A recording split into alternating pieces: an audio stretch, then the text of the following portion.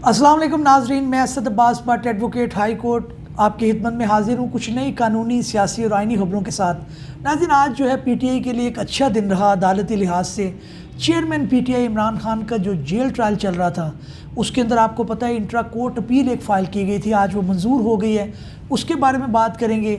और दूसरा ये है कि जनाब आर्टिकल 62 और 63 वफाकी हुकूमत और दीगर फ़रीक़ैन से जवाब तलब कर लिया गया है लाहौर हाई कोर्ट में, वो क्या मामला है उसके ऊपर बात करेंगे। इसके अलावा जो है वो जनाब तलीमी जो यूनिवर्सिटीज़ हैं प्राइवेट, उसके मुतल्लिक निगरान वज़ीर तालीम मदद अदी सिंधी ने एक बयान दिया कि जनाब मेरा बस चले कि इसको मैं बंद कर दूं। इसी तरह खतीजा शाह केस के अंदर डेवलपमेंट हुई है, आपको पता है कि उनकी नज़रबंदी चल रही है, जिसके अंदर उनके जो हस्बैंड हैं उन्होंने एक पिटिशन जो है वो ऑनरेबल हाई कोर्ट के अंदर फ़ाइल की हुई है, उसके बारे में भी बात करेंगे।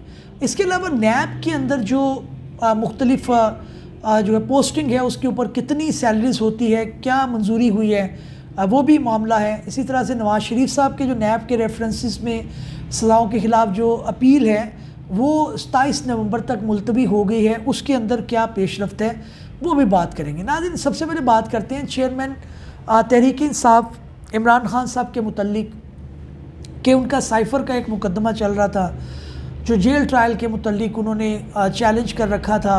पहले इस्लामाबाद हाई कोर्ट के अंदर फ़ाइल किया गया लेकिन वो मंजूरी नहीं हो सकी रिट पिटिशन। उसके बाद उसकी जो नेचुरल बनती थी आगे रेमेडी, वो इंट्रा कोर्ट अपील थी, जिसके अंदर सलमान अकरम राजा वो बहुत ही एक उम्दा और मंजे हुए लॉयर हैं, उन्होंने इसके अंदर आर्ग्यू किया और बताया कोर्ट को कि किस तरह से ये गैर कानूनी और गैर आइनी है। इसकी तफसीलात भी हम पढ़ते हैं कि जनाब ये क्या हुआ। इस्लामाबाद हाई कोर्ट ने साइफ़र केस में जेल ट्रायल के खिलाफ चेयरमैन पीटीआई की इंट्रा कोर्ट अपील पर फैसला महफूज सुना दिया।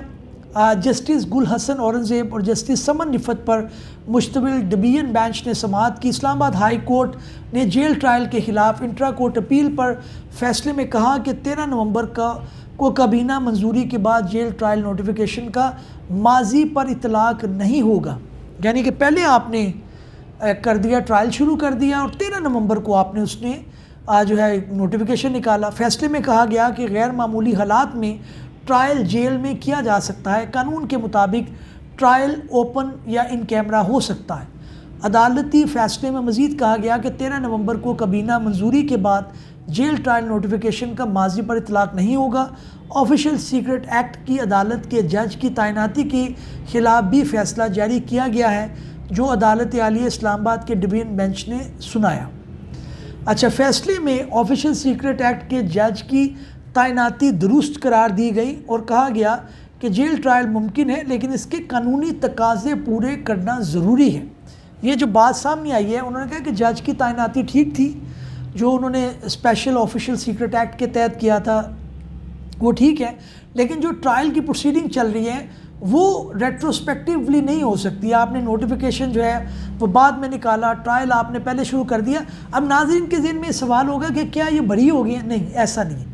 अब ट्रायल इनका होगा, उसके अंदर नया कोई नोटिफिकेशन निकाला जाएगा या फिर ओपन ट्रायल कोर्ट होगा, जो भी उसके मामले में मामलात होगा। लेकिन अभी तक जो ट्रायल की प्रोसीडिंग हुई है उनको उन्होंने कलअदम करार दे दिया। उन्होंने कहा ये रेट्रोस्पेक्टिव है, ये नहीं हो सकता।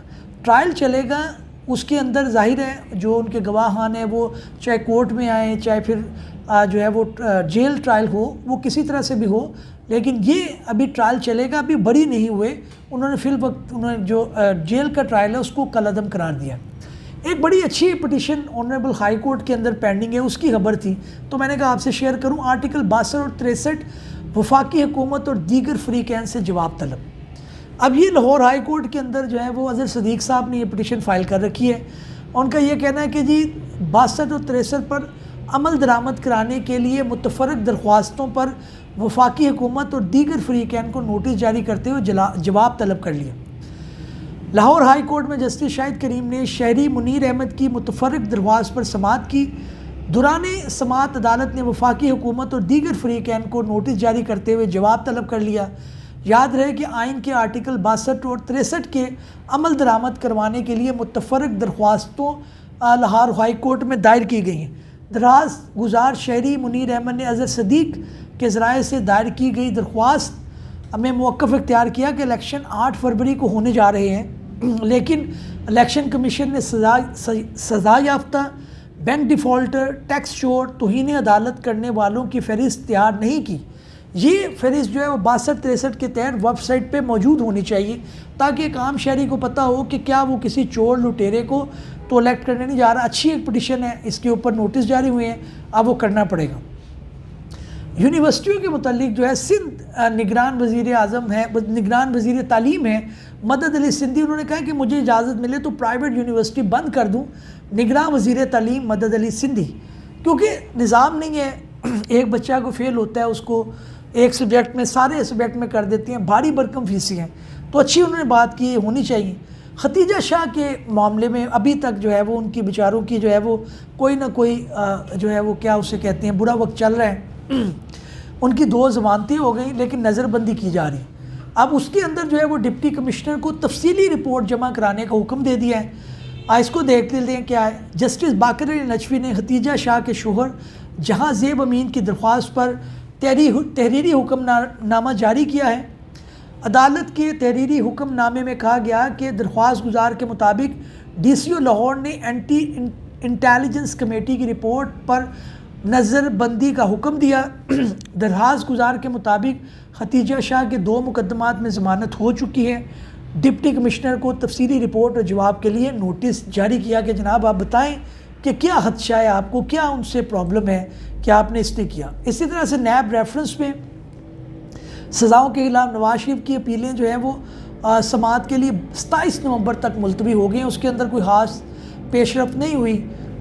इसी तरह से जी वफाकी काबीना ने डिप्टी चेयरमैन नैब और प्रोसिक्यूटर जनरल की तनख्वाह और मराहत की मंजूरी दे दी। जानते हैं कि डिप्टी चेयरमैन नैब और प्रोसिक्यूटर जनरल नैब की क्या मराहत है। ज़राए के मुताबिक डिप्टी चेयरमैन नैब सुहेल नासिर को 15 लाख रुपये माहाना और मराहत, जबकि प्रोसिक्यूटर जनरल नैब सैयद एहतशाम शाह के लिए 16,58,000 रुपये तनख्वाह और मराहत देने की मंजूरी दी गई। बड़ी जी तनख्वाहें हैं इसके अंदर, मराहत अलग हैं, अभी उसकी तफसील नहीं आई। इसी तरह से जनाब एक तौहीन अदालत का मामला है पेशावर हाई कोर्ट से। उन्होंने क्या किया, तहरीक इंसाफ के वर्कर कन्वेंशन से मुतल्लिक तौहीन अदालत केस में चीफ इलेक्शन कमिश्नर को ज़ाती हैसियत में तलब कर लिया। पेशावर हाई कोर्ट ने उनको कॉर्नर मीटिंग को जलसा करने का कहा था, उसके ऊपर जो है वो वर्कर कन्वेंशन भी उन्होंने करनी थी, लेकिन जाहिर है उसके अंदर उनको इजाज़त नहीं मिल रही। तो उन्होंने पूछा कि जनाब आप बताएं कि इसके अंदर जो है वो इनके क्या हदुहान है। नाज़रीन, इस उम्मीद के साथ कि हमारी ये काविश आपको पसंद आई होगी। किसी नए व्लॉग में किसी नई कानूनी, आइनी या फिर सियासी इन्फॉर्मेशन के साथ हाजिर होंगे। चैनल को सब्सक्राइब कर लीजिएगा। Thank you very much.